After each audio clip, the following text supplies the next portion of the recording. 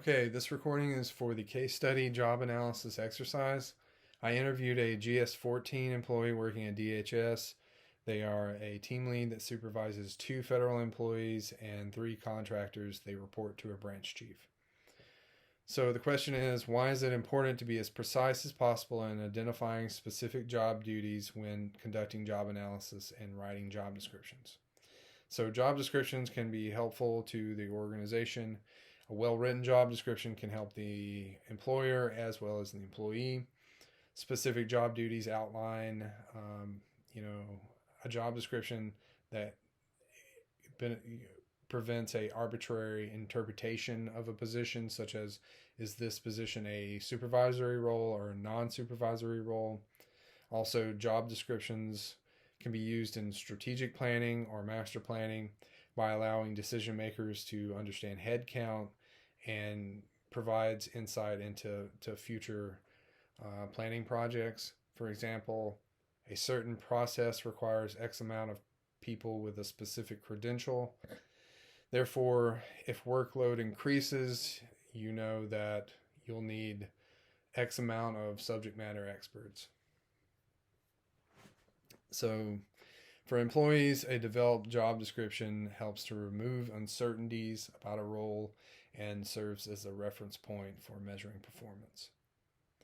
What drawbacks, if any, do you see with efforts to define jobs in this way?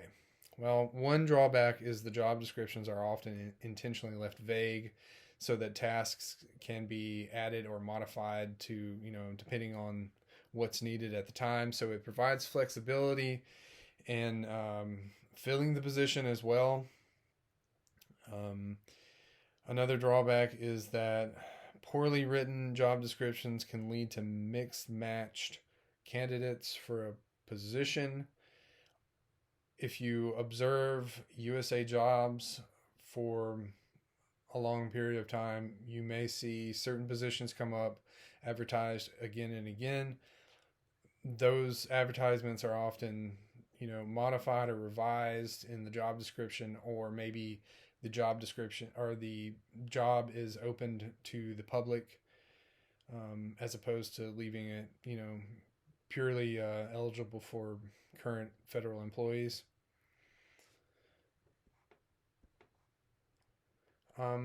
Is it really possible or desirable to ignore the individuals who occupy the jobs?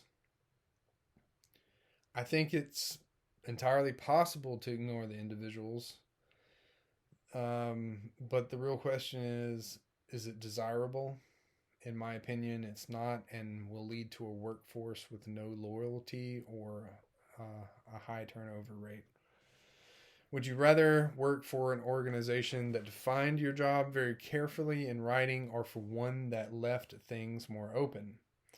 My personal answer is it depends on the nature of the organization and the type of position. Both types have pros and cons, benefits and drawbacks. A vague job description would have to be with an organization that I respect and for a position where I wanted a certain degree of flexibility, maybe. In most cases, a well-defined job description is preferred for accountability and transparency purposes.